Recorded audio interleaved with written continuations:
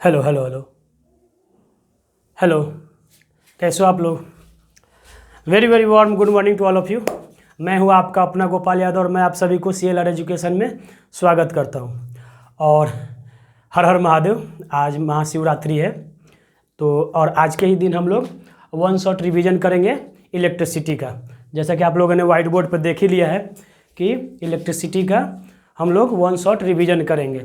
अब देखिए one shot revision चूँकि इलेक्ट्रिसिटी का करना है तो देखिए ये लेक्चर थोड़ा सा लंबा जाएगा, मतलब 1 घंटा 10 मिनट ज़्यादा से ज़्यादा जाएगा।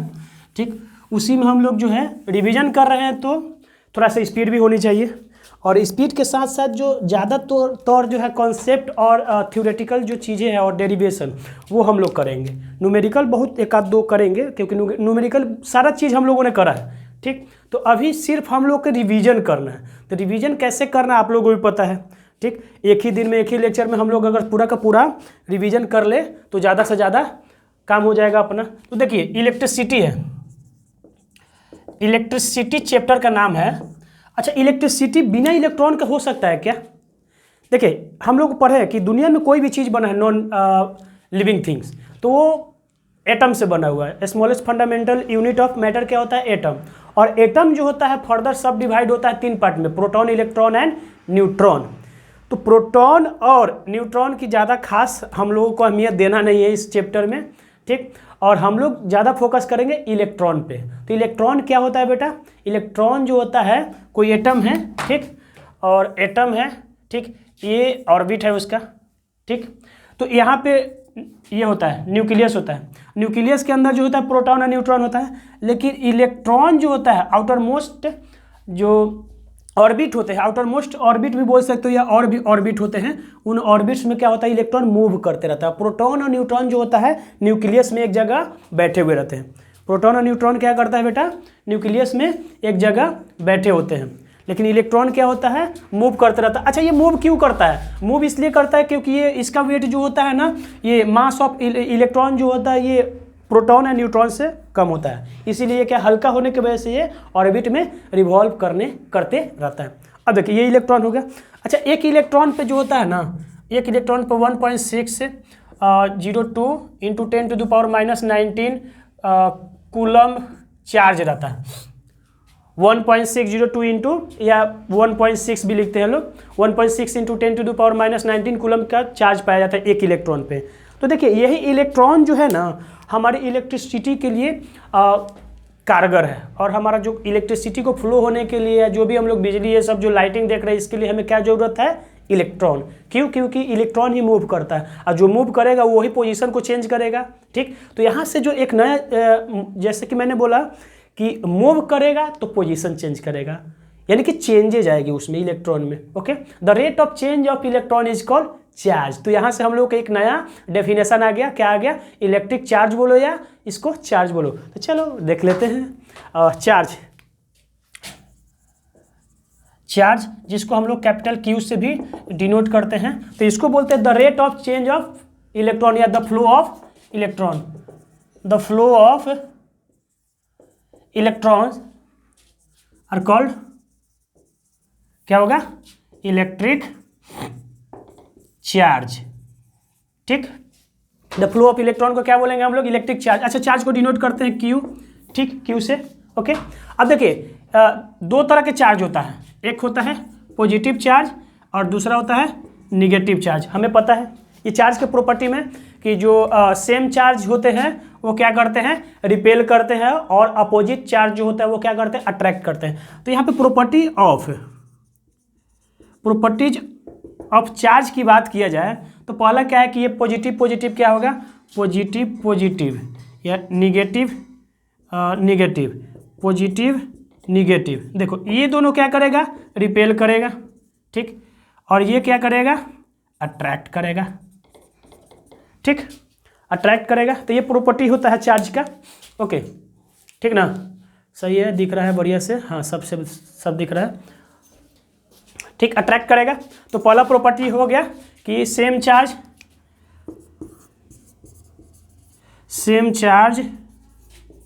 Repels and opposite charge attract. ठीक, ज़्यादा लिखने की कोई ज़रूरत नहीं। अच्छा, एडिटिव नेचर भी होता है। ये जो होता है ना, बहुत सारा चार्ज होता है Q1 Q2 Q3।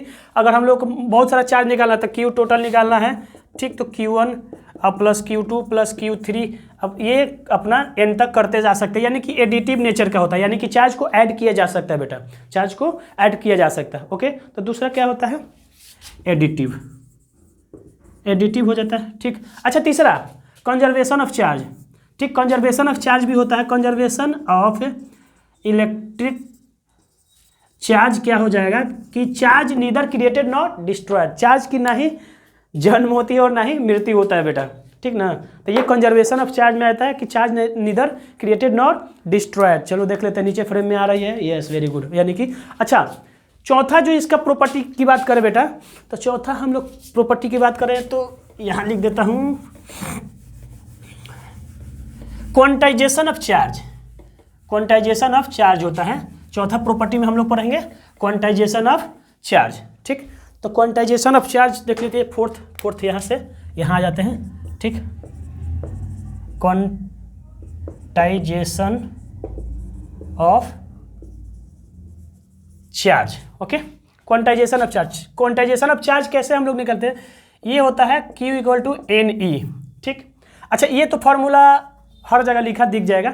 Actually quantization of charge जो है 12 में हम लोग को पढ़ना है, लेकिन मैंने इलेक्ट्रिसिटी के लेक्चर में क्वांटाइजेशन ऑफ चार्ज पढ़ाया है, इसलिए चूंकि मैंने पढ़ाया है और मैं रिवीजन करा रहा था, इसलिए क्वांटाइजेशन ऑफ चार्ज में दोबारा पढ़ा रहा हूँ।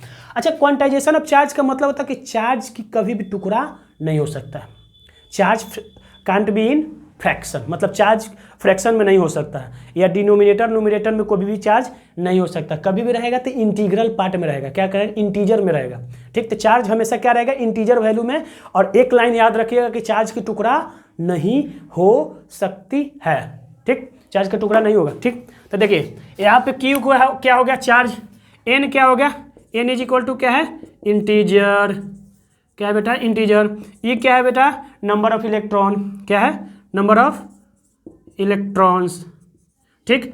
और एक इलेक्ट्रॉन पे कितना चार्ज पाया था, 1.602 इंटू 10⁻⁻19 कूलम, ठीक। तो ये प्रॉपर्टी ऑफ चार्ज हो गया। अच्छा हाँ, इसमें एक चीज़ छूट गया, SI यूनिट ऑफ चार्ज क्या होता है बेटा, SI यूनिट हो जाता है क्या, COULMB, कूलम, ठीक, जिसको डिनोट करते हैं कैपिटल C से, ठीक। तो ये हमारा चार्ज की कुछ बेसिक ये हो गया इंट्रोडक्शन एंड उसकी प्रॉपर्टी हो गई। अब देखिए, जैसे फ्लो ऑफ इलेक्ट्रॉन को हम लोग चार्ज बोलते हैं, ठीक, वैसे ही अगर चार्ज, देखो चार्ज भी दो तरह के होता है, स्टैटिक एंड डायनेमिक, यानी कि मूवेबल चार्ज और जो चार्ज एट रेस्ट। तो चलो देख लेते हैं थोड़ा सा, इसमें चार्ज एट रेस्ट वगैरह रहेगा।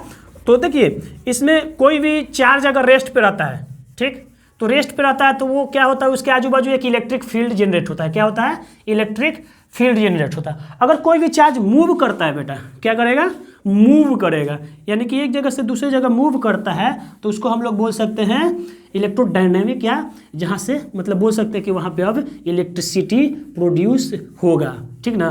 तो स्टैटिक चार्ज से जो कि इलेक्ट्रिसिटी प्रोड्यूस नहीं होता, ये नेचुरल होता है। जैसे स्टैटिक चार्ज जो होता है ना, इसमें लाइटनिंग जो होता है बेटा, उसमें स्टैटिक चार्ज होता है, और जो हम लोग इलेक्ट्रिसिटी यूज करते हैं ये डायनेमिक चार्ज होता है, ठीक। तो इसमें दो चीज़ हम लोग पढ़ते हैं जो कि हम लोग डिटेल में पढ़े हुए हैं। अगर चार्ज, पहला, if charge is at rest, ठीक, अगर चार्ज रेस्ट पे रहा, ठीक, देखिए तो चार्ज अगर रेस्ट पे रहा, प्लस क्यू कर देते हैं, ठीक, ये रेस्ट पे रहता है। देखिए कोई भी चार्ज अगर रेस्ट पे रहता है ना, तो उसके आजू बाजू एक इमेजिनरी फील्ड जनरेट हो जाता है, क्या हो जाता है, इमेजिनरी फील्ड, ठीक। और वो उसी फील्ड को हम लोग बोलते हैं इलेक्ट्रिक फील्ड, ठीक ना। अब देखिए ये जो कोई चार्ज जो है ये रेस्ट पे है, ठीक, तो इसके आजू बाजू एक इमेजिनरी फील्ड हो गया, और इस फील्ड को ही हम लोग बोलेंगे इलेक्ट्रिक फील्ड। अब देखिए इलेक्ट्रिक फील्ड में ही इलेक्ट्रिक फोर्स लगेगा। अब अट्रैक्शन और रिपल्सन जो होगा ना, इसके अंदर में ही होगा, ये इलेक्ट्रिक फील्ड के अंदर, ये इसकी मतलब ये समझिए कि स्टेटस, इसके बाहर ये अट्रैक्ट या रिपेल कर ही नहीं सकता बेटा, ठीक। इसको अट्रैक्ट और रिपेल करने के लिए कोई अगर दूसरा चार्ज, अगर मान लीजिए ये -Q अगर यहाँ पे आता है, तो ये चाह करके भी गले नहीं लगा सकता। ये पॉजिटिव चार्ज जो है ना, क्यू को प्लस क्यू जो है माइनस क्यू को चाह करके भी गले नहीं लगा सकता है। क्यों? क्योंकि उसके दायरे से बाहर है। अरे गला लगाने के लिए आजू बाजू होना चाहिए ना, मेरे रेंज में रहेगा तभी ना मैं किसी को हक कर सकता है, अट्रैक्ट कर सकता है। वो तो मेरे फील्ड से बाहर ही है, मतलब ये प्लस चार्ज के फील्ड से बाहर है, यहाँ पे दिख रहा है, ठीक। ये गलत लगा भी नहीं सकता। और अगर मान लीजिए यहाँ पे प्लस क्यू रहा तो ये इसको लात मार भी नहीं सकता। लात मारना मतलब रिपेल करना, गले लगाना मतलब अट्रैक्ट करना। समझ में आई बात, ठीक। तो ये देखिए प्लस क्यू जो है इसको लात भी नहीं मार सकता और ये जो माइनस क्यू को गले भी नहीं लगा सकता, ठीक। तो इसके लिए क्या होना चाहिए, इसके इलेक्ट्रिक फील्ड में होना चाहिए बेटा, ठीक। अब देखिए अब यहाँ पे माइनस क्यू आ गया, ये ना एकदम बहुत अच्छे से झप्पी मारेगा। इसके बाद क्या होगा, बहुत झप्पी, मतलब इसको अट्रैक्ट कर लेगा प्लस माइनस, क्योंकि ये इसके रेंज में आ गया ना। मेरे रेंज में कोई आएगा उसको भी स्लैप कर सकता हूँ या गले लगा सकता हूँ ना। मैं अपने हाथ, जैसे मेरा रेंज क्या है, जहाँ तक हाथ जा रहा है, ठीक। तो हमारा फील्ड क्या हो जाएगा, ये हो जाएगा। इसी के बीच में हम कुछ भी कर सकते हैं। तो ये इलेक्ट्रिक फील्ड हो गया बेटा। और इलेक्ट्रिक फील्ड के ही अंदर इलेक्ट्रिक फोर्स लगेगा, ठीक। इलेक्ट्रिक फील्ड क्या है, इमेजिनरी फील्ड है, ठीक ना, ये दिखता नहीं है। और अच्छा हाँ, इलेक्ट्रिक फील्ड जो होता है, इलेक्ट्रिक फील्ड लाइन भी होता है, फील्ड लाइन होता है। इलेक्ट्रिक फील्ड लाइन की अगर बात करें हम लोग तो वो भी इमेजिनरी फील्ड लाइन होता है, जो डिनोट करता है कि इलेक्ट्रिक फील्ड कहाँ से कहाँ मूव कर रहा है, ठीक ना। और उसका इलेक्ट्रिक फील्ड का और इलेक्ट्रिक फोर्स का इंटेंसिटी कितना है, ठीक। तो ये सिर्फ इलेक्ट्रिक फील्ड और इलेक्ट्रिक फील्ड लाइन जो है सिर्फ आप लोग इंट्रोडक्शन के तौर पे रखिए। आप लोगों को ज़्यादा डिटेल में आपको 12 में पढ़ाया जाएगा, ठीक ना। ओके, तो इलेक्ट्रिक फील्ड हो गया। अब देखिए अगर मान लीजिए कि ये चार्ज मूव कर रहा है V से, ठीक। अगर ये मूव कर रहा है, ठीक, तो मूव करता जो चार्ज रहता है ना, वो क्या प्रोड्यूस करता है, वो प्रोड्यूस करता है बेटा मैग्नेटिक फील्ड। क्या प्रोड्यूस करता है, मैग्नेटिक फील्ड, ठीक ना। तो मूविंग चार्ज क्या प्रोड्यूस करेगा, मैग्नेटिक फील्ड। और जो चार्ज इज एट रेस्ट, अगर ये रेस्ट पे है और ये क्या हो रहा है, मूविंग है, ठीक। तो मूविंग चार्ज क्या प्रोड्यूस करेगा, मैग्नेटिक फील्ड। और रेस्ट पे जो चार्ज रहेगा वो क्या करेगा, इलेक्ट्रिक फील्ड। अच्छा हाँ, इसमें मूविंग चार्ज में है तो मैग्नेटिक फील्ड तो प्रोड्यूस करेगा ही करेगा बेटा, लेकिन उसके साथ साथ इसमें इलेक्ट्रिक फील्ड भी रहता है, ठीक ना। तो मूविंग चार्ज में electric field as well as magnetic field दोनों रहता है, ठीक ना। अब देखिए मैग्नेटिक फील्ड है तो हम लोग को करंट मारता है, ठीक, करंट मारता है। जैसे ही आप कंडक्टर वायर जहाँ पे अगर स्विच ऑन है उसको टच करते हैं तो झटका मारता है, या तो आपको हाथ फेंकेगा या खींच लेगा, ठीक। शॉक लगता है, इलेक्ट्रिक शॉक। तो इलेक्ट्रिक शॉक में क्या होता है, अट्रैक्ट और रिपेल करता है, ठीक। तो अट्रैक्ट और रिपेल करने की जो प्रॉपर्टी होता है उसी को क्या बोलते हैं, मैग्नेटिज्म, जो हम लोग नेक्स्ट चैप्टर में पढ़ेंगे और पढ़ चुके हैं, पढ़ेंगे नहीं पढ़ चुके हैं, लेकिन उसका भी एक शॉर्ट रिवीजन आएगा, ठीक। तो मैग्नेटिक फील्ड लाइन है ये हमारा कब, जब ये मूविंग चार्ज रहेगा और ये स्पीड से मूव कर रहा है तो क्या होगा, वो प्रोड्यूस होगा एक इमेजिनरी लाइन जो होगा चारों तरफ, मूविंग चार्ज के चारों तरफ जो इमेजिनरी लाइन होगा उसको क्या बोलेंगे, मैग्नेटिक फील्ड। अच्छा हाँ, मैग्नेटिक फील्ड के अंदर ही ये मैग्नेटिक फोर्स लगा सकता है बेटा, मैग्नेटिक फील्ड के अंदर ही मैग्नेटिक फोर्स लगा सकता है। ओके ठीक है, थोड़ा सा पानी पी लेता हूँ। यहाँ पे आप लोग व्हाइट बोर्ड पे देख रहे हैं बेटा कि electric field line and magnetic field line. अभी अभी मैंने डिस्कस करा electric field and magnetic field. तो देखिए इलेक्ट्रिक फील्ड लाइन जो होता है ना, ये जो होता है एक इमेजिनरी लाइन होता है, ठीक। वो जो पॉजिटिव चार्ज से निगेटिव चार्ज की ओर फ्लो करता है, ठीक ना।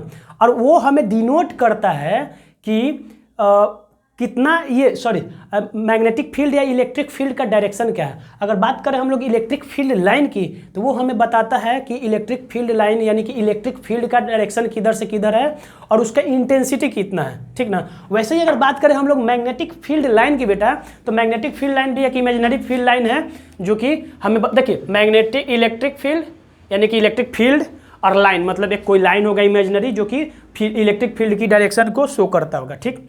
और वैसे मैग्नेटिक फील्ड लाइन वर्ड से ही देखो, वर्ड को ही पकड़ के रखो, मैग्नेटिक फील्ड लाइन यानी कि मैग्नेटिक फील्ड को दिखाने वाली जो इमेजिनरी लाइन है उसी को क्या बोलेंगे हम लोग, मैग्नेटिक फील्ड लाइन। तो देखिए बात करें अगर हम लोग ये इलेक्ट्रिक फील्ड की फील्ड लाइन की, तो देखिए ये जनरेट होता है पॉजिटिव से और टर्मिनेट होता है निगेटिव की ओर जा करके, ठीक। ये ऐसे होता है, ठीक, ऐसे जा रहा है, ऐसे जा रहा है और यहाँ पे एंट्री मार रहा है, ठीक, ओके। और अगर बात करें हम लोग ये मैग्नेटिक फील्ड लाइन की, तो मैग्नेटिक फील्ड लाइन की बात करें तो ये है, मान लीजिए मैग्नेट बना दिए, ये नॉर्थ पोल और ये साउथ पोल, तो ये ऐसे जाएगा और ये ऐसे जाएगा, यानी कि ये ओरिजिनेट होगा नॉर्थ पोल से और टर्मिनेट होता है साउथ पोल की ओर। समझ में आई बात है? अच्छा हाँ, ये ऐसे भी जाएगा, ये क्या होगा, ऐसे भी जाएगा।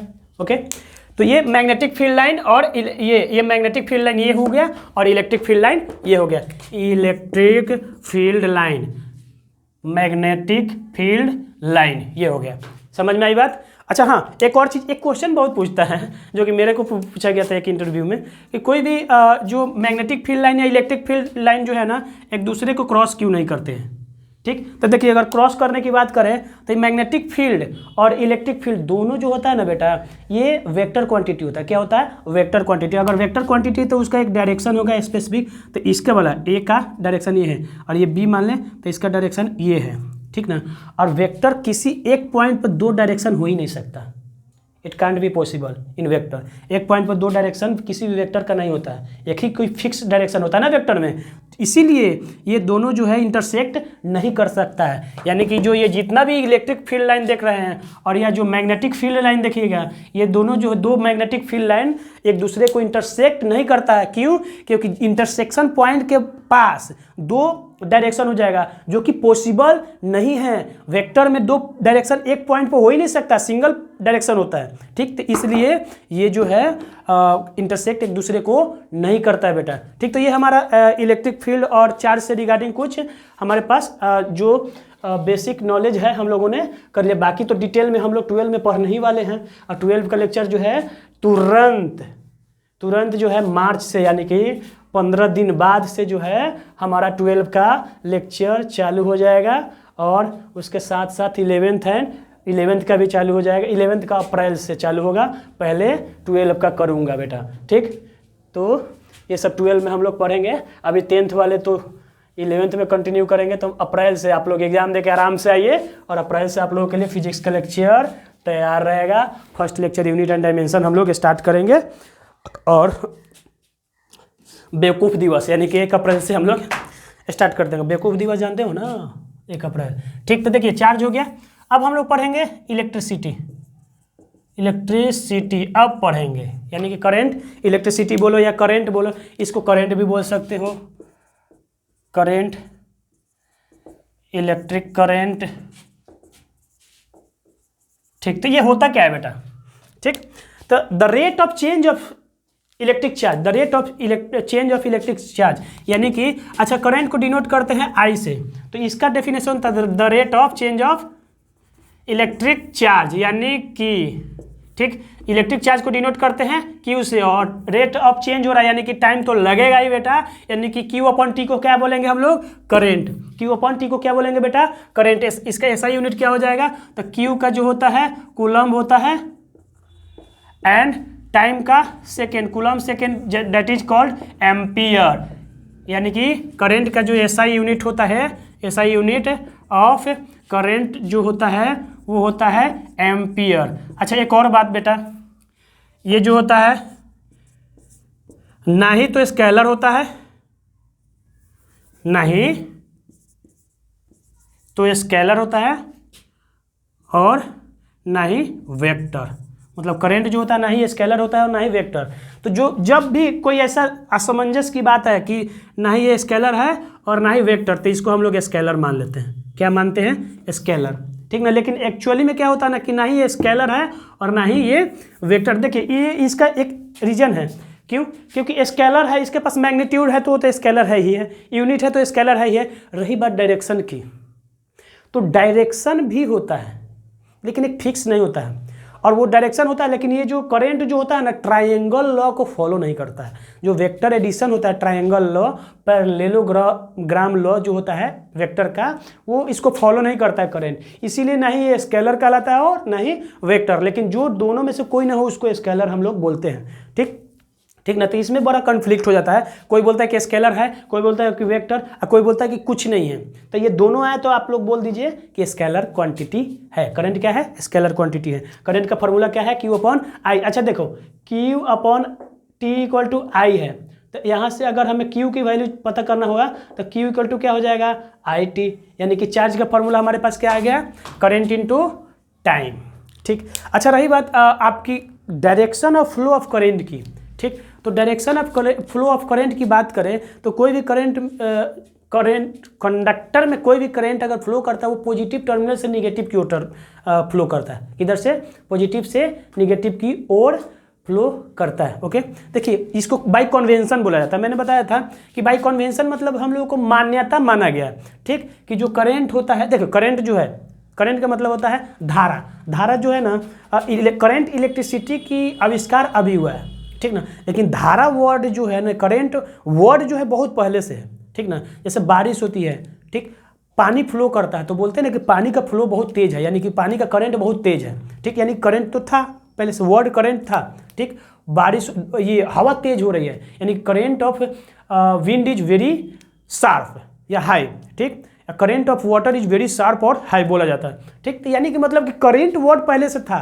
और जो हवा और पानी, ठीक है ना, पानी को बड़ा अच्छा, बारिश उरिश होता था तो पहले के ज़माने में क्या होता था कि बारिश होना पॉजिटिविटी का ये होता था, सिंबल होता था। समझ में आई बात? अच्छा, एक और बात, करंट ऑफ लाइटनिंग, मतलब जो लाइटनिंग होता है उसका भी करंट होता है, जो कि इलेक्ट्रोस्टैटिक चार्ज के वजह से होता है, ठीक। लाइटनिंग इलेक्ट्रोस्टैटिक की वजह से होता है, ठीक। तो वो करंट पहले से था, यानी कि लाइटनिंग हुआ या फिर पानी का धारा हुआ या फिर एयर का करंट हुआ, ये सब करंट वर्ड पहले से था। तो इस चीज़ को पॉजिटिव माना जाता था, मान्यता था। तो देखिए कोई भी बोर्ड ये बुक में पढ़िएगा आप कि डायरेक्शन ऑफ करंट, ठीक, तो डायरेक्शन ऑफ करंट की बात जब पढ़िएगा तो वहाँ पे साफ साफ लिखे बाय कन्वेंशन। क्या लिखा हो रहता है? By convention current flows from positive terminal to negative, यानी कि पॉजिटिव से निगेटिव की ओर फ्लो करता है। और हाँ, opposite two electron, opposite two electron, यानी कि इलेक्ट्रॉन जिधर फ्लो करेगा उसके अपोजिट में करंट फ्लो करता है। समझ में आई बात? यानी कि इलेक्ट्रॉन कहाँ से? निगेटिव से पॉजिटिव, ठीक ना।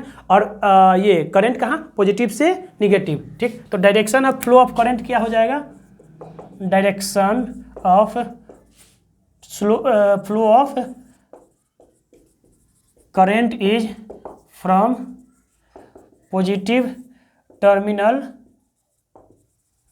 To negative terminal. ओके, ये होता है। अच्छा, डायरेक्शन ऑफ ये इलेक्ट्रॉन कहाँ से मूव करेगा?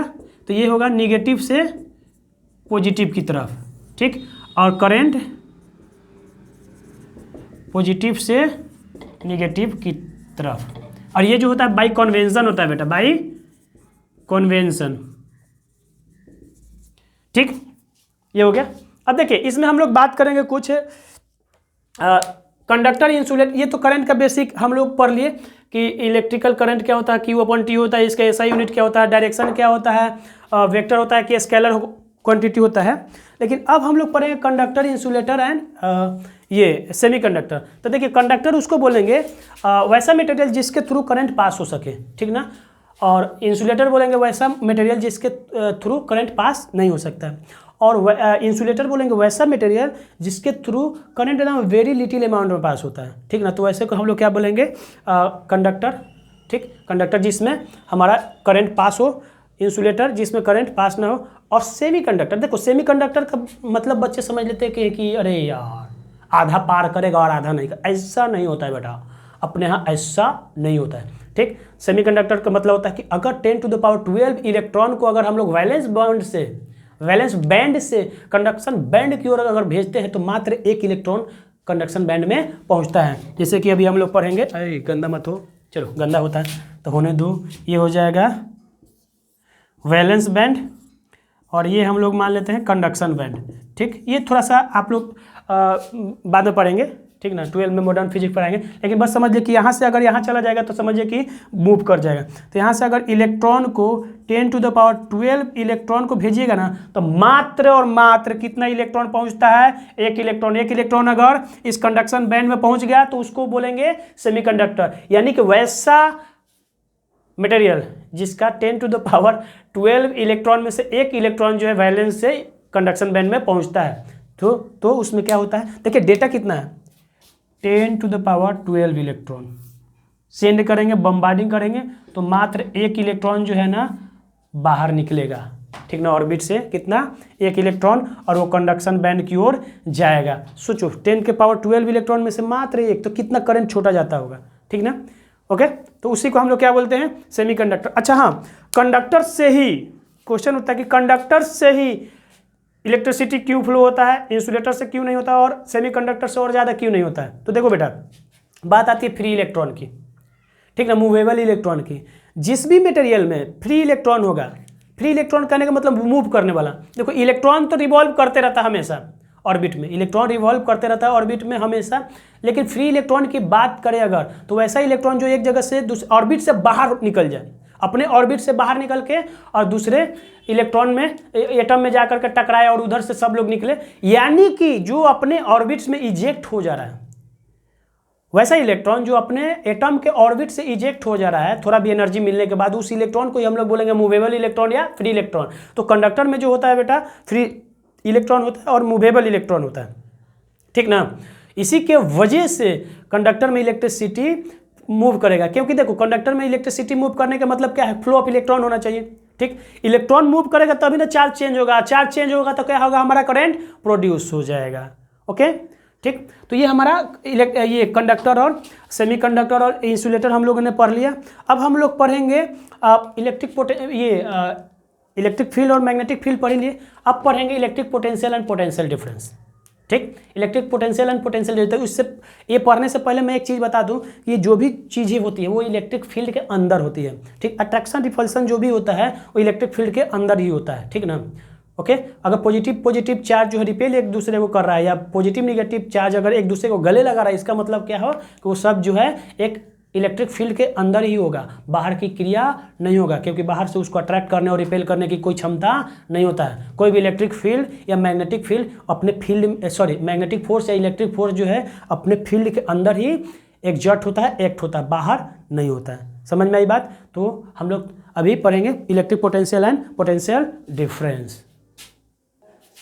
हेलो, देखिए यहाँ पे बोर्ड पे देख रहे हैं आप लोग electric potential and potential difference, ठीक। तो देखिए इलेक्ट्रिक पोटेंशियल को भी कैपिटल वी से डिनोट करते हैं और पोटेंशियल डिफरेंस को भी कैपिटल वी से ही डिनोट करते हैं। तो देखिए इसको क्या बोलते हैं, डिफाइन करने की बात आती है, तो पहले हम लोग डिफाइन कर रहे हैं इलेक्ट्रिक पोटेंशियल के। तो the work done by an external force to bring a unit positive charge from infinity to a fix point, मतलब किसी भी एक यूनिट पॉजिटिव चार्ज को इन्फिनिटी से एक फिक्स पॉइंट पे लाने में जो एक्सटर्नल फोर्स द्वारा जो वर्क किया जा रहा है उसी को हम लोग क्या बोलेंगे, पोटेंशियल। इलेक्ट्रिक पोटेंशियल बोलो या सिर्फ पोटेंशियल बोल सकते हैं।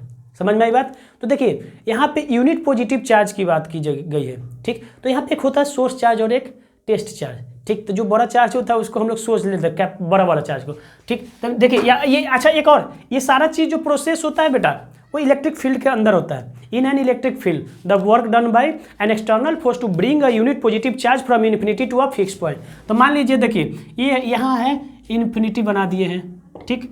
यहाँ पे प्लस क्यू चार्ज है, यूनिट पॉजिटिव चार्ज यानी कि, ठीक। और हमें लाना है, ये देखिए बड़ा चार्ज बना दिए, ठीक। तो यहाँ से अगर इसको हम लोग खींच करके किसी एक एक्सटर्नल फोर्स के द्वारा अगर किसी एक पॉइंट पे हम लोग लेके आ गए, कहाँ पे, ए पॉइंट इसको मान लिए, ठीक। तो इस इन्फिनिटी से इस ए पॉइंट में लाने में जो एक्सटर्नल फोर्स, जो कि फोर्स एक्सटर्नल कोई होगा, वो जितना काम कर रहा है उसी को हम लोग क्या बोलेंगे, इलेक्ट्रिक पोटेंशियल। समझ में आई बात। अच्छा देखिए ये यहाँ से यहाँ लेके आ गया, ठीक। तो इसको हम लोग क्या बोलेंगे, यहाँ पे जो इलेक्ट्रिक पोटेंशियल आया तो इसको हम लोग बोलेंगे VA। अच्छा ये क्या होगा, work done by external force. तो यहाँ से यहाँ लाने में जो वर्क हुआ यानी कि वर्क, ठीक। और डिवाइड कर देंगे उस ये जो चार्ज लाया जा रहा है उसी से, तो ये क्या हो गया, पोटेंशियल एट ए आ गया, पोटेंशियल एट ए आ गया।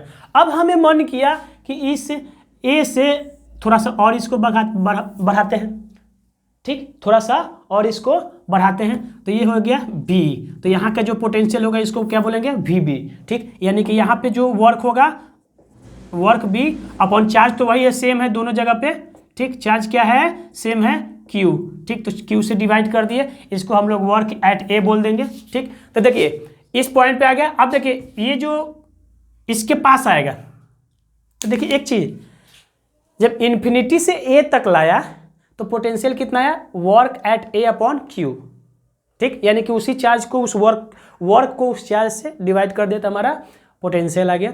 अब इस प्लस क्यूब को यहाँ आ गया, अब यहाँ तो आ गया है, यहाँ आ गया तो ये फार्मूला आ गया। अब इसको यहाँ लाएं तो यहाँ लाएं तो ये फार्मूला है। तो यहाँ पे अच्छा एक बात बताइए कि पोटेंशियल यहाँ ज़्यादा होगा ए पे या बी पे पोटेंशियल ज़्यादा होगा? तो हमारा आंसर आएगा बेटा कि बी के पोटेंशियल ज़्यादा होगा। क्यों पोटेंशियल ज़्यादा? इसलिए होगा कि देखो ये जितना इसके नज़दीक आएगा इस पॉजिटिव चार्ज के, तो ये इसको रिपेल करेगा। ठीक, रिपेल करेगा तो हम लोग को उसको रिपेलिंग फोर्स का अगेंस्ट में फोर्स लगाना है, फोर्स एक्सटर्नल को ज़्यादा काम करना पड़ेगा। ठीक, ये जो एक्सटर्नल फोर्स है यहाँ से यहाँ लाने में तो कम काम करना पड़ेगा, इजीली आ जाएगा, लेकिन यहाँ से यहाँ ले जाने में इसकी पसीने छूट जाएंगे। किसके? फोर्स एक्सटर्नल को। एक्सटर्नल फोर्स को क्या हो जाएगा, यहाँ पे पसीने छूट जाएंगे। कैसे बेटा? क्योंकि ये जो इसको रिपेल करेगा, क्योंकि ये भी तो पॉजिटिव है और ये भी पॉजिटिव, ये यहाँ पे कुंभकर्ण है, यहाँ पे एक इंसान है। अब कुंभकर्ण के सामने इस छोटे बालक को ले जाओगे तो क्या होगा? डर के मारे मरेगा ही ना, तो रिपेल करेगा। ठीक, ये सोर्स चार्ज है, इसको बड़ा वाला चार्ज को सोर्स चार्ज बोलेंगे और इसको हम लोग क्या बोलेंगे? Point charge. पॉइंट चार्ज का मतलब ये होता है बहुत छोटा चार्ज, यानी कि मान लो कि ये कुंभकर्ण है और ये हम लोग में से कोई है, इंसान है। ठीक, इतना बड़ा का फासला हो जाएगा। ठीक, तो कुंभकर्ण के पास इस छोटे से बच्चे को लाओगे तो क्या होगा?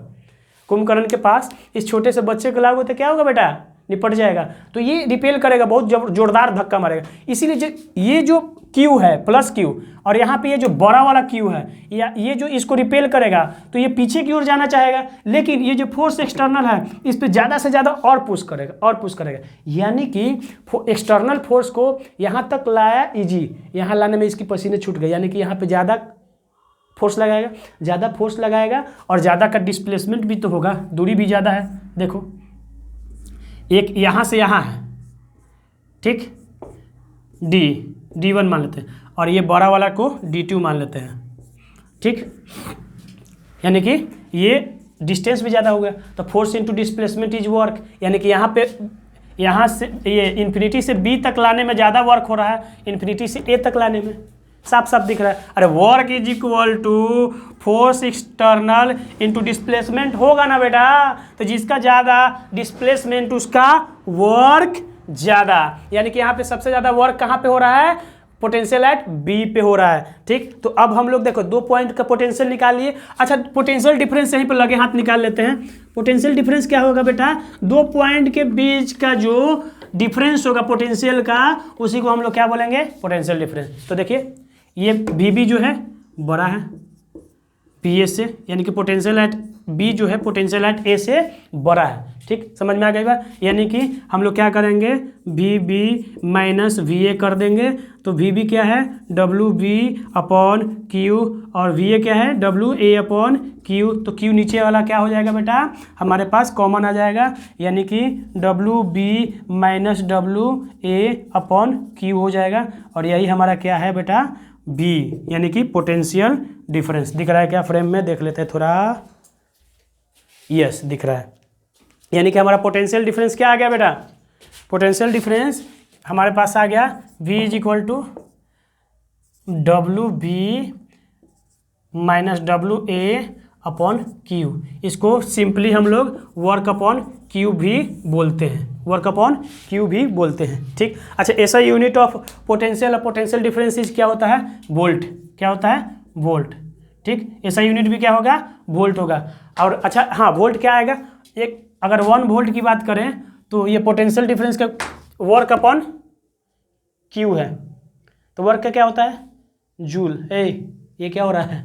बिजली आई, रुक जा, टिमटिमा मत।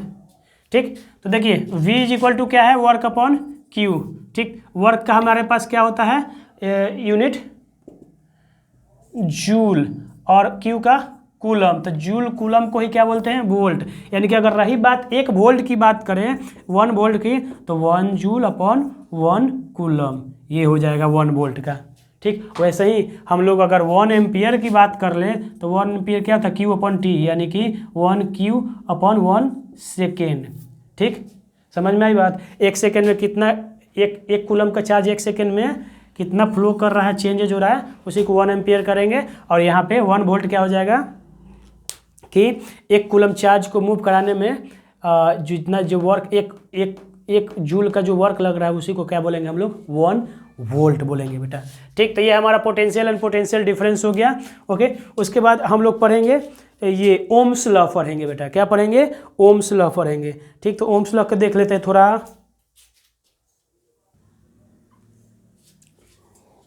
ठीक है बेटा, तो हमारे पास अब आ गया है ओम्स लॉ। तो ओम्स लॉ क्या बोलता है कि according to Ohm's at a constant temperature and pressure, at a constant temperature and pressure क्या होता है? Current flowing through a circuit, current flowing through a circuit is directly proportional to potential difference applied in that circuit. कहने का मतलब है कि कोई मान लीजिए सर्किट है, ठीक, कि कोई सर्किट है, ठीक, उसमें ये पोटेंशियल डिफरेंस V अप्लाइड है, ये R है। ओके, तो जो इसमें करंट फ्लो होगा, करंट फ्लो होगा, ठीक, वो डायरेक्टली प्रोपोर्शनल किसके होगा? V के, यानी कि पोटेंशियल डिफरेंस के। यानी कि हम लोग यहाँ से बोल सकते हैं कि I is directly proportional to V।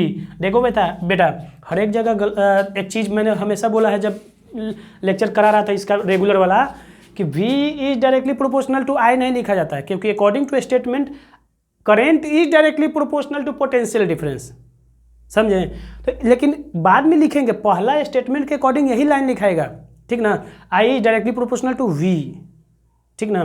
तो देखिए अब क्या होगा, अब इसको अगर ये आ गया तो हम लोग इसको ऐसे भी लिख सकते हैं, यानी कि B is directly proportional to I, ठीक। और ये प्रोपोर्शनलिटी साइन है तो इसको हटाने के लिए क्या हम लोग पुट करते हैं? इक्वल टू, और इक्वल टू एक कांस्टेंट भी पुट करते हैं जिसको हम लोग आर करेंगे, आर, और ये हो गया आई, ठीक। तो हम लोग यहाँ से लिख सकते हैं v equal to I R, और आर क्या है बेटा? आर जो है कांस्टेंट है, जिसको हम लोग क्या बोलते हैं? रेजिस्टेंस। क्या बोलते हैं? रेजिस्टेंस। तो रेजिस्टेंस क्या करता है? रेजिस्टेंस अपोज करता है करंट को। It is a material property. किसका प्रॉपर्टी होता है? Material property, by which it opposes the flow of current. यानी कि रेजिस्टेंस क्या होता है? रेजिस्टेंस जो होता है मटेरियल प्रॉपर्टी होता है, और ये क्या करता है? करंट, फ्लो ऑफ करंट को उस सर्किट में या इस वायर में, जैसे ये कंडक्टर है तो इसमें जो ये रेजिस्टेंस है ये करंट के फ्लो को क्या करता है? अपोज करता है, यानी कि धीमा करता है, रोकने की कोशिश करता है, ठीक ना। तो ये क्या होता है? किसकी प्रॉपर्टी होता है? कंडक्टर की ही प्रॉपर्टी होती है और मटेरियल की ही प्रॉपर्टी होता है, ठीक। अच्छा, ओम्स लॉ आ गया, V equal to I R आ गया, ठीक, हमारे पास। तो यहाँ से हम लोग I का वैल्यू निकाल सकते हैं, सॉरी R का। तो R इक्वल टू क्या हो जाएगा? V upon I, V upon I. अगर यहाँ से हमें I का वैल्यू निकालना हुआ तो क्या हो जाएगा? V upon R। यानी कि ये तीनों फार्मूला आपको रखना है अपने पास, समझ में आ गई? तो ये हमारा ओम्स लॉ हो गया। अभी देखिए रेजिस्टेंस आ गया, तो रेजिस्टेंस आएगा तो रेजिस्टेंस किस किस चीज़ पे डिपेंड करता है, ठीक, किस किस चीज़ पे डिपेंड करता है वो भी हमें देखना होगा। तो उससे पहले एक और चीज़ हम लोग देखेंगे बेटा कि V जो है वोल्टेज। अच्छा, एक और चीज़ देखिए, अगर मान लीजिए कि रेजिस्टेंस का काम क्या है? करंट को अपोज करना, ठीक। तो जितना कम रेजिस्टेंस होगा उतना ही ज़्यादा हमारा करंट फ्लो होगा ना, क्योंकि अगर ज़्यादा रेजिस्टेंस रहेगा तो ये तो हमारा करंट और फ्लो को अपोज करेगा ना, क्योंकि इसकी प्रॉपर्टी अपोज करना, इसकी प्रॉपर्टी है, इसकी टेंडेंसी अपोज करना रेजिस्टेंस को। किसको अपोज करेगा? करंट को, ठीक। तो अगर ये ज़्यादा होगा तो ज़्यादा अपोज करेगा, और ज़्यादा अपोज करेगा तो यानी कि करंट कम जाएगा, कम फ्लो करेगा। इसीलिए जो करंट होता है वो इन्वर्सली प्रोपोर्शनल होता है किसके? रेजिस्टेंस के। क्या होता है? देखिए I equal to V upon R है ना, I इज इक्वल टू क्या है? V upon R. देखिए ये फार्मूला देखिए या ये फार्मूला देखिए, अगर हम लोग रेजिस्टेंस बढ़ाएंगे तो करंट क्या होगा? डिक्रीज करेगा, ठीक। अगर यहाँ पे करंट बढ़ाएंगे तो रेजिस्टेंस डिक्रीज करेगा, इन्वर्सली प्रोपोर्शनल है ना। तो हम लोग लिख सकते हैं I is inversely proportional to R, या you can say that R is inversely proportional to I, ठीक। तो इस चीज़ को ध्यान रखिएगा कि करंट बढ़ाएंगे तो रेजिस्टेंस घटेगा, या रेजिस्टेंस बढ़ाएंगे तो करंट घटेगा, ठीक। और रेजिस्टेंस कम कर देंगे तो करंट क्या हो जाएगा? ज़्यादा हो जाएगा। अब देखिए हम लोग को पढ़ना है factor affecting the resistance, factor affecting the resistance, ठीक। तो फैक्टर पढ़ लेते हैं थोड़ा सा यहाँ, ठीक, कि रेजिस्टेंस किस किस चीज़ पे डिपेंड करता है। फैक्टर अफेक्टिंग द रेजिस्टेंस, चलिए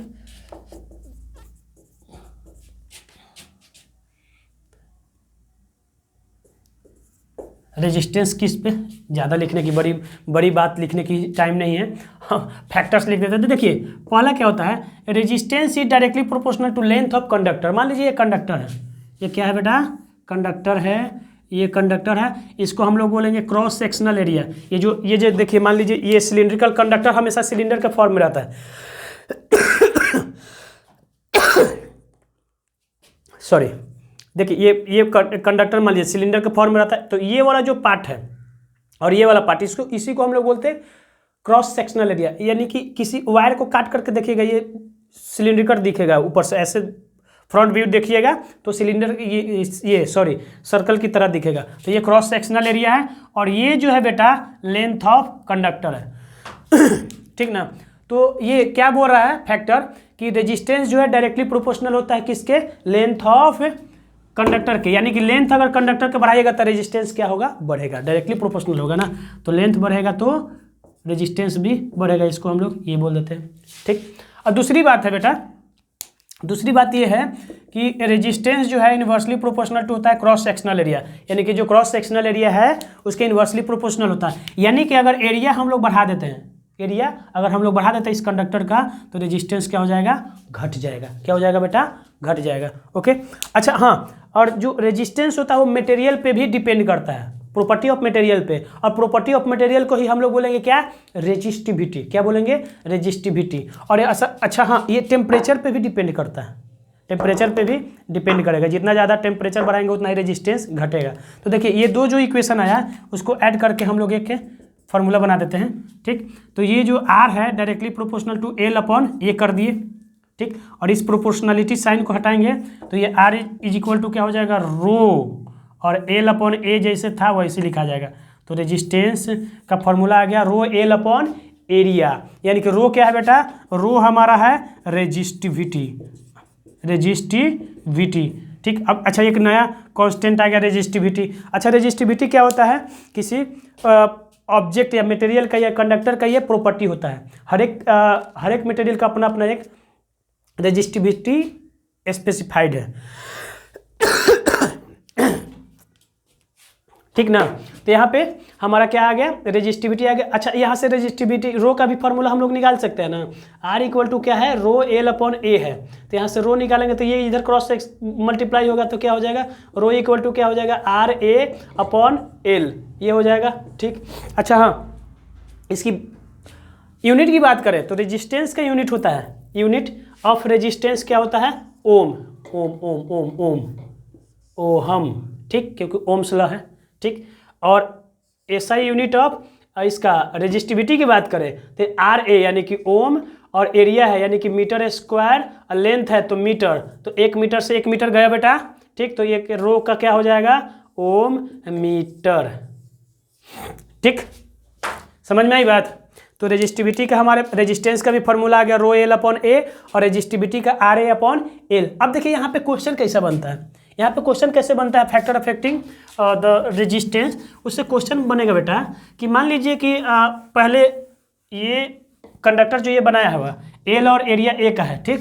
अब जो इसमें क्या करेंगे, मटेरियल तो वही रहेगा, मटेरियल वही रहेगा, इसका मतलब क्या हो जाएगा बेटा कि रेजिस्टिविटी भी क्या रहेगा, वही रहेगा ठीक। क्योंकि resistivity is a material property ठीक। रेजिस्टिविटी क्या है, मटेरियल प्रॉपर्टी है। जैसे कि मान लीजिए सिल्वर का रेजिस्टिविटी होता है 1.6 into 10⁻⁸ ohm metre. Resistivity of silver जो होता है 1.6 इंटू 10⁻⁸ ओम मीटर होता है। वैसे ही बहुत सारा जो कॉपर का 1.69 इंटू 10⁻⁻8 होता है। और रो ऑफ कॉपर क्या होता है 1.69 इंटू 10⁻⁸ ओम मीटर होता है। यानी कि जो कहने का मतलब है कि हर एक मटेरियल का जो रेजिस्टिविटी होता है स्पेसिफाई होता है, गिवन रहता है।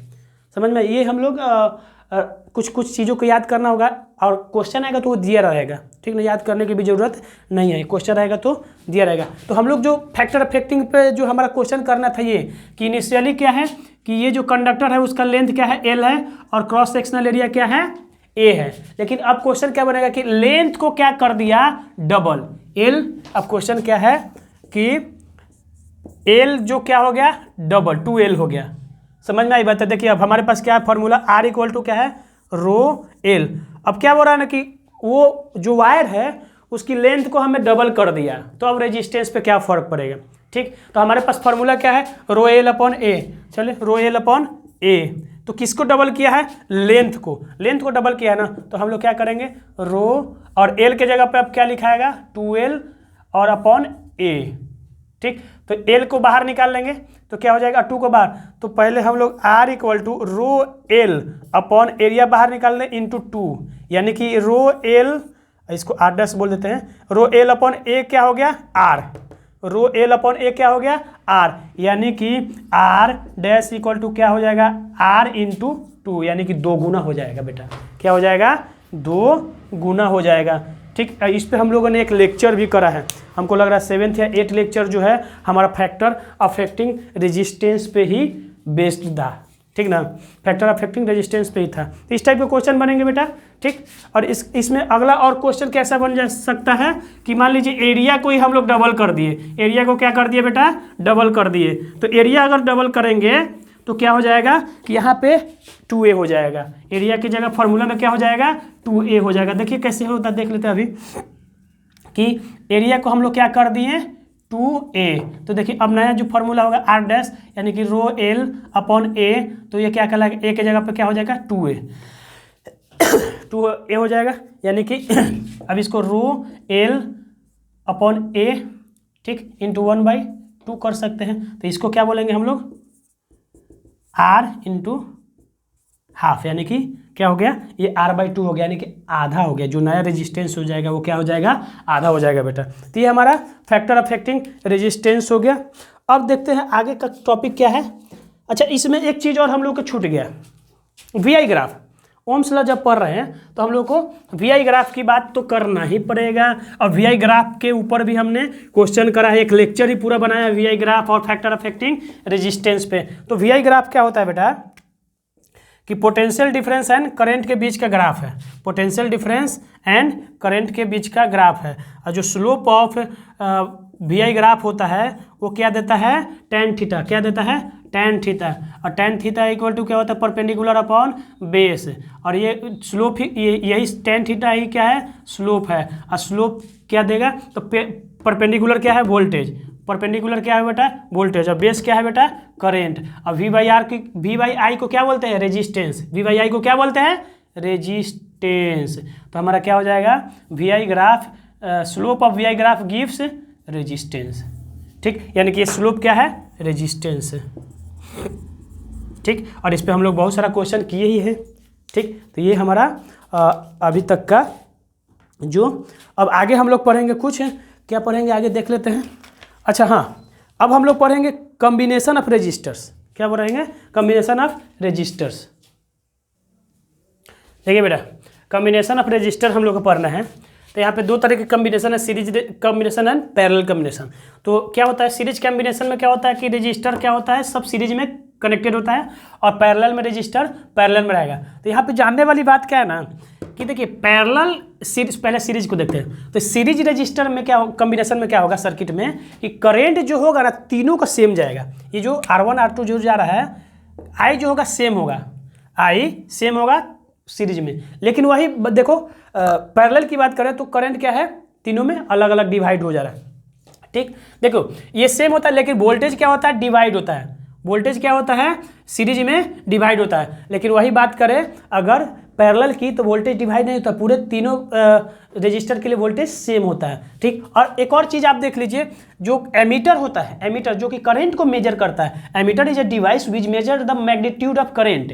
ओके, तो वो क्या होता है, वो सीरीज में कनेक्टेड रहता है, सीरीज में, देखिए सीरीज के साथ कनेक्टेड है।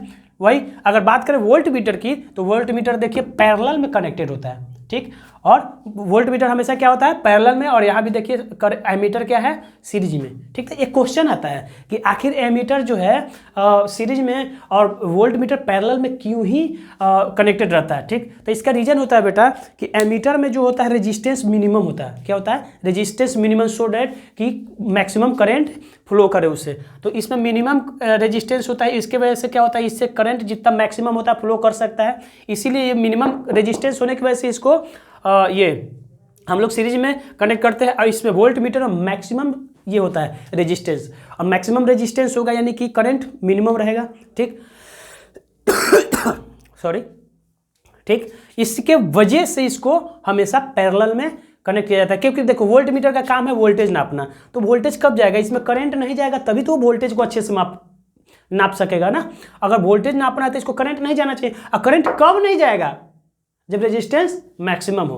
और इसमें क्या है, एमीटर का काम क्या है, करंट मेजर करना, तो करंट मैक्सिमम मेजर कब होगा, जब इसमें रेजिस्टेंस कम होगा, यानी कि इसका मिनिमम रेजिस्टेंस होगा, तभी जाकर के एमीटर क्या करेगा, करंट को अच्छे से मेजर कर पाएगा। यानी कि हम लोग क्या बोल सकते हैं कि यहाँ पे वोल्टेज डिवाइड हो रहा है, ठीक। तो इस सर्किट में अगर टोटल वोल्टेज की बात करें हम लोग, तो V टोटल अगर हमें निकालना है, ठीक, तो ये क्या हो जाएगा, V1 plus V2 plus V3, ठीक। अच्छा, V टोटल का फॉर्मूला हम लोग क्या, I चूंकि सेम है तो I सेम, और R जो है डिफरेंट है, यानी कि R टोटल कर देते हैं, ठीक। यहाँ पे क्या हो जाएगा, V1 है यानी कि I upon R1, I upon R2, I upon R3। तो यहाँ से I तीनों में कॉमन ले सकते हैं, ठीक, I कॉमन ले सकते हैं। तो चलिए यहाँ पे क्या कर देंगे, I upon RT equal to I into 1/1 oh my god, मैंने गलती कर दिया,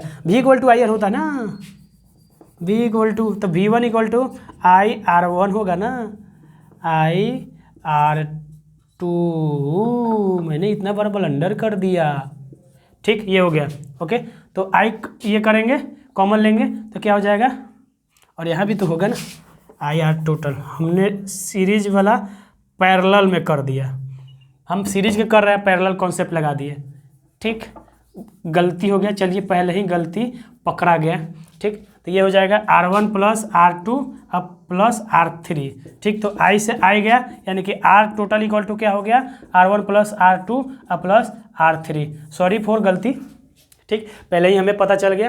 तो जो सीरीज कॉम्बिनेशन का टोटल जो रेजिस्टेंस आ जाएगा, हमारा इक्विवेलेंट रेजिस्टेंस इसको बोलेंगे, तो R1 plus R2 plus R3। वही बात करें अब ये वाला जो अभी कर रहे हैं तो अब पैरेलल में करेंगे, तो यहाँ पे क्या करें, यहाँ पे करंट डिवाइड हो रहा है, क्या डिवाइड हो रहा है बेटा, करंट, तो करंट डिवाइड हो रहा है, तो चलिए यहाँ पे थोड़ा सा ब्लैक वाला यूज करते हैं, तो I डिवाइड हो रहा है, यानी कि I टोटल चाहिए, यानी कि I1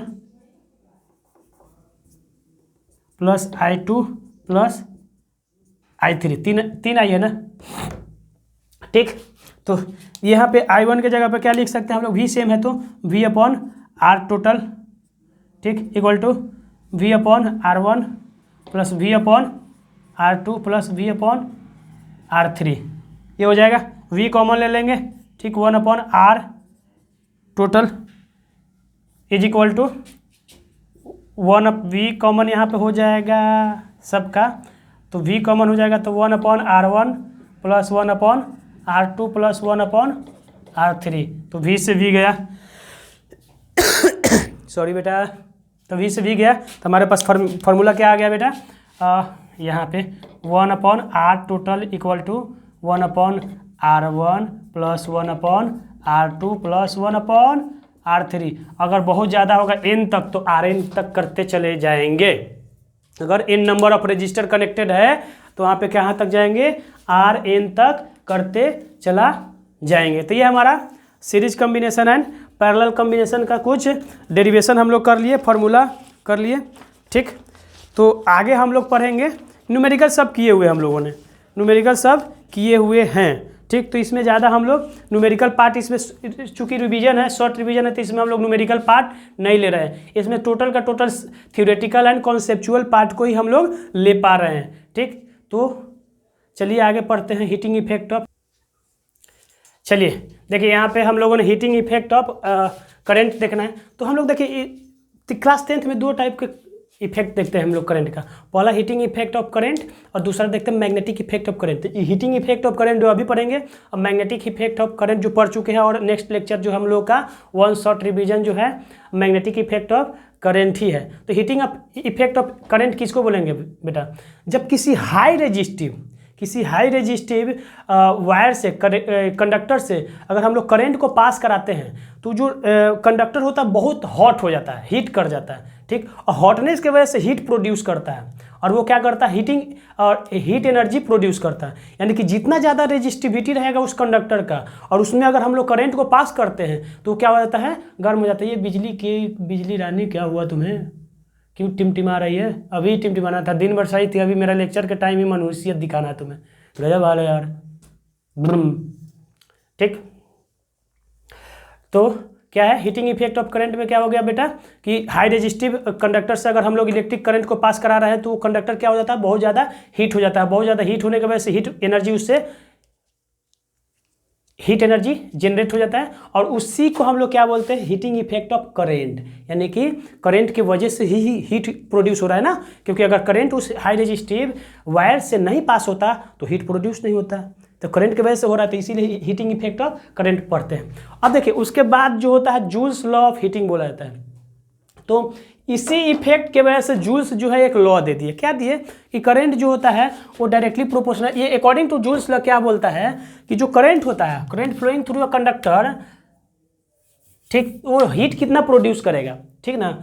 हीट जो है कंडक्टर में, किसी भी कंडक्टर में अगर हीट प्रोड्यूस होगा तो वो कैसे और कितना प्रोड्यूस करता है, ठीक। तो वो heat energy is directly proportional to square of current flowing in that conductor, यानी कि आई स्क्वायर। क्या होगा, आई स्क्वायर, ये पहला बोल दिए। और हीट जो है directly proportional to resistance of wire भी होता है, रेजिस्टेंस ऑफ वायर भी होता है बेटा, directly proportional to resistance of wire. And जो हीट होता है वो टाइम, ठीक, time of flow of current, मतलब कितना देर तक करंट जो है उसमें फ्लो करता है, उसी को हम लोग क्या बोलेंगे, आपका टाइम। यानी कि देखिए आई जो एच जो है हीट एनर्जी जो प्रोड्यूस होता है वो डायरेक्टली प्रोपोर्शनल है स्क्वायर ऑफ करंट, फिर रेजिस्टेंस से और टाइम टेकन। तो इसको अगर हम लोग तीनों को अगर एक जगह करते हैं तो ये क्या हो जाता है, H is directly proportional to I square R T, यही होगा ना, यही होगा। इसको कांस्टेंट, इसको H is equal to constant के जगह पर 1 पुट कर देते हैं, क्या पुट कर देंगे 1, तो ये हो जाएगा आई स्क्वायर आर टी, ठीक, अब 1 तो मल्टीप्लाई, ठीक। तो ये जो हमारा जो H equal to I square R T निकला, इसी को हम लोग बोलते हैं हीट एनर्जी।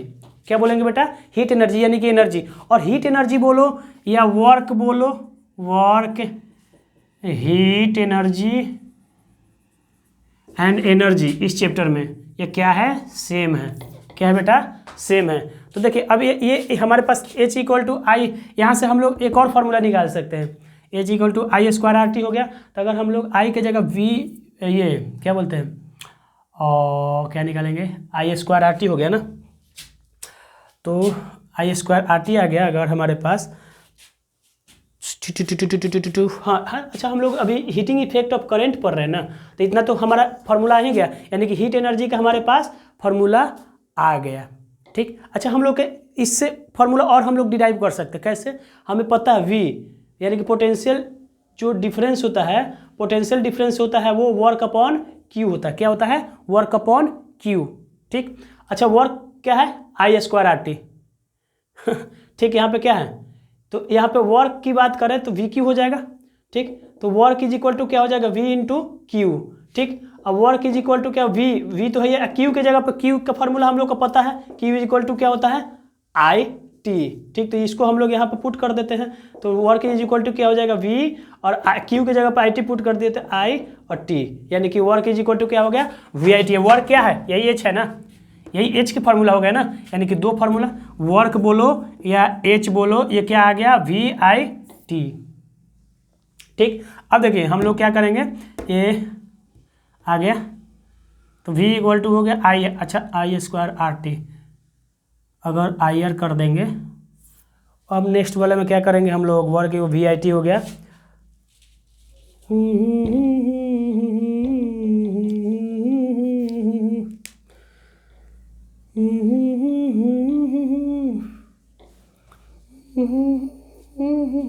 अच्छा, एक और फार्मूला हमारे पास है यहाँ पे, I इज इक्वल टू क्या होता है, V अपॉन आर। इस फार्मूले को अगर हम लोग यहाँ पे पुट करते हैं आई स्क्वायर आर टी में, ठीक। तो आई स्क्वायर आर टी में अगर हम लोग पुट करते हैं तो एच इज इक्वल टू क्या होता है, आई स्क्वायर आर टी। तो आई स्क्वायर आर, आई की जगह पे क्या पुट करेंगे, वी बाई आर का स्क्वायर आर इंटू टी। तो ये क्या हो जाएगा, एच इज इक्वल टू क्या हो जाएगा, V square upon R square into R into T. तो एक आर से एक आर गया बेटा, तो ये क्या हो गया, V square by R into T. ठीक, तो हमारे पास देखिए 3 फॉर्मूला आता है हीट एनर्जी का। क्या आता है, 3 फॉर्मूला आता है। कौन कौन सा बेटा, तो H is equal to I square R T, H is equal to V I T, और H is equal to V square R into T. ये 3 फार्मूला हमारा हीट एनर्जी का आ गया बेटा। क्या आ गया, हीट एनर्जी का हमारे पास 3 फार्मूला आ गया। और सबसे ज़्यादा जो क्लास 10th में यूज होता है फार्मूला, वो होता है ये वाला, वो होता है ये थर्ड वाला सबसे ज़्यादा यूज होता है क्लास 10th में। ठीक, और ये वाला आपको यूज होगा आगे चल के, ठीक ना, और ये भी यूज होगा क्लास 10th में। ठीक, तो ये हमारा हीट एनर्जी आ गया। अब हम लोग पढ़ेंगे बेटा पावर। क्या पढ़ेंगे, पावर। तो पावर को हम लोग क्या बोलते हैं, पावर पढ़ते हैं तो देखिए, हेलो देखिए, अब हम लोग को पढ़ना है इलेक्ट्रिक पावर। इसको हम लोग डिनोट करते हैं पी से। ठीक, कैपिटल पी, हाँ चलिए ओके। तो ये क्या होता है बेटा, rate of change of work per unit time, या the rate at which energy consumed in any circuit is called power. यानी कि जिस रेट से एनर्जी कंज्यूम हो रहा है, यूज हो रहा है, या जिस रेट से वर्क डन हो रहा है किसी सर्किट में, उसी को हम लोग क्या बोलेंगे, पावर। तो देखिए the rate of change of ये द वर्क, तो क्या हो जाएगा, the rate of change of work per unit time, यानी कि वर्क या एनर्जी पर यूनिट टाइम, इसको क्या बोलेंगे हम लोग, पावर। ठीक, तो अभी अभी हम लोगों ने निकाला है बेटा, क्या निकाला है कि हीट या वर्क या एनर्जी, हीट एनर्जी बोलो या वर्क बोलो, इसका इक्वल टू 3 फार्मूला होता है, वी आई टी, ठीक, V square R into T और into I square R T, ये है। ठीक, तो हमें पावर निकालना होगा तो डिवाइड कर देंगे टी से।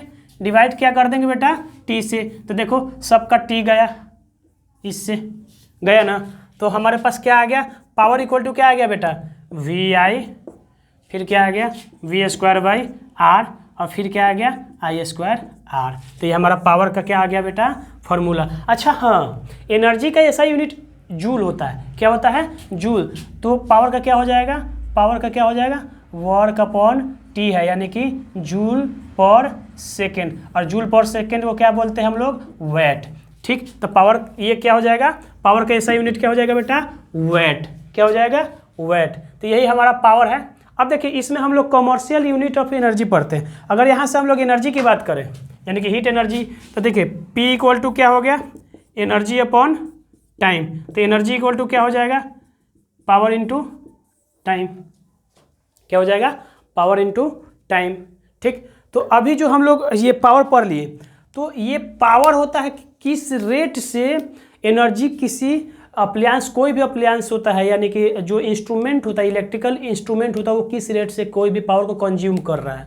ठीक ना, जिस रेट से वो कंज्यूम करता है उसी को क्या बोलेंगे हम लोग, पावर। हर एक चीज़ का एक पावर रेटिंग होता है, जैसे रेफ्रिजरेटर हुआ, टेलीविज़न हुआ, कोई भी चीज़, बल्ब वगैरह, सबका एक रेटिंग होता है कि कितने पावर का है। जैसे हम लोग बोलते हैं ना, पहले ये येलो वाला जो बल्ब आता था कि 100 वैट का है, कितने का है, 100 वैट का, यानी कि वो 100 वैट पावर कंज्यूम करता है। ठीक, तो यहाँ पे हम लोग एक पढ़ते हैं कमर्शियल यूनिट। क्या पढ़ते हैं, कमर्शियल यूनिट ऑफ एनर्जी। क्या लास्ट टॉपिक है इस चैप्टर का, कमर्शियल यूनिट ऑफ एनर्जी। अच्छा, ये टॉपिक बहुत अच्छा है बेटा। कमर्शियल यूनिट ऑफ जो एनर्जी होता है ना, यही तो हम लोगों को लगता है कॉस्ट लगता है, हम लोग का जो कॉस्ट लगता है ना, कमर्शियल यूनिट ऑफ एनर्जी, इसको हम लोग किलोवाट आवर में मेजर करते हैं। देखिए एनर्जी का फॉर्मूला होता है पावर इनटू टाइम। ठीक, तो ये क्या हो गया, पावर का वैट होता है, तो यानी कि जूल इक्वल टू क्या हो गया, वैट इनटू सेकेंड। ठीक, अब देखिए एक और चीज़, अच्छा वैट है, अगर हमको बड़ा यूनिट लेना हुआ, ये तो छोटा यूनिट हो गया ना, तो 1 किलो वैट में होता है 1000 वैट, यानी कि यहाँ पे हम लोग आप क्या लेंगे।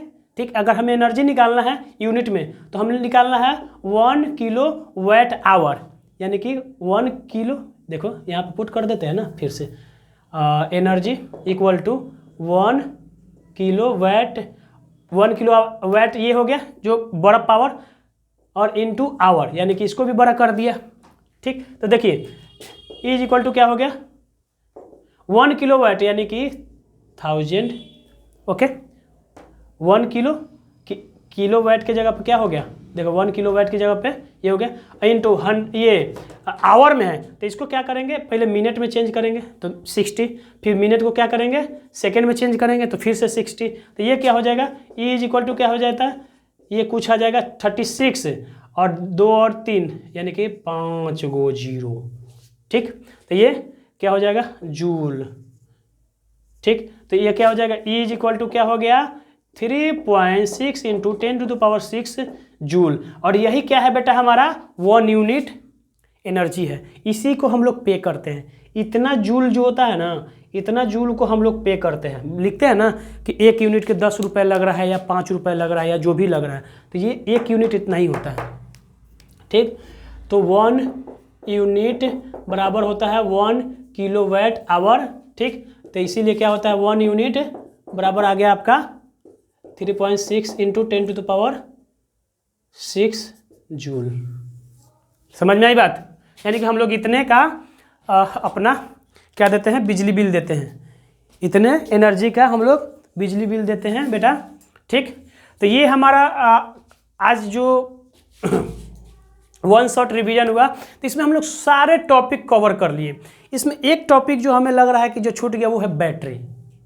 ठीक, वो है बैटरी, तो उसको थोड़ा देख लेते हैं। बैटरी को एक छूट गया था बैटरी हम लोगों का, तो बैटरी देख लेते हैं बेटा। बैटरी कौन सा बड़ी चीज़ है, सेल से बना हुआ रहता है। ठीक, battery is a device which change chemical energy into electrical energy. ठीक, और ये क्या प्रोवाइड करता है ईएमएफ, इलेक्ट्रोमोटिव फोर्स जो होता है प्रोवाइड करता है सर्किट में, जिसके वजह से जो होता है जो करेंट वो पास करता है, सॉरी चार्ज जो होता है एक जगह से दूसरे जगह जाता है। तो बैटरी की बात करें, the combination of cell, battery, the combination of cells. ठीक, अच्छा ये सेल क्या हुआ, ये जो है सेल होता है, ये पॉजिटिव टर्मिनल और नेगेटिव। ये सिंबल जो हम लोग ये इलेक्ट्रिकल सिंबल पढ़ते तो उसमें क्या है कि ये सेल बोला जाता है, इसको क्या बोला जाता है सेल। तो ऐसे ऐसे बहुत सारा सेल अगर मिल जाएगा, ठीक, तो इसी को हम लोग क्या बोलेंगे बैटरी, क्या बोलेंगे बैटरी। ठीक, अच्छा बैटरी का ये होता है टर्मिनल होता है। ठीक, 2 टर्मिनल होता है, ये पॉजिटिव टर्मिनल और इसको निगेटिव टर्मिनल मान लेते हैं। ठीक, तो देखिए कैसे काम करता है, ये पॉजिटिव निगेटिव से, अब पॉजिटिव से इधर गया और ये बल्ब को हम लोग जला देते हैं। समझ में आई बात। तो देखिए इसमें क्या होता है कि जैसे ही लगता है ना, तो ये इलेक्ट्रॉन जो होता है, इलेक्ट्रॉन पॉजिटिव टर्मिनल ये निगेटिव, यानी कि ये पॉजिटिव ये निगेटिव, तो इलेक्ट्रॉन जो होता है ये इधर की ओर मूव करना चालू कर देता है। इलेक्ट्रॉन क्या होगा इधर से, यानी कि निगेटिव से पॉजिटिव।